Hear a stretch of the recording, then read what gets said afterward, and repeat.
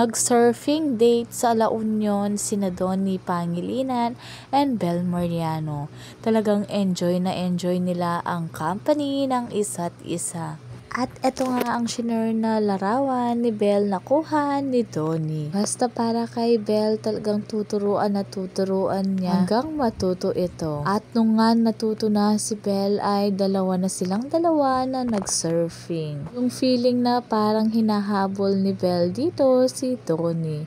At sabi nga ni Donnie nung nakaya na mag-isa ni Bel, wow, ang galing ting. Habang nag-ihensayo nga si Bel, talagang nakatutok lang si Donnie na pinapanood ito. Talagang tuturuan nila ang bawat isa para matuto, para matchy-matchy silang gagawin ito. At nag-post din nga ang daddy ni Donnie na shinare niya na naoperahan siya. Kaya pala kamakailan sa event ni Solana at event ni Donnie ay laging wala ang kanyang daddy dahil naoperahan pala siya.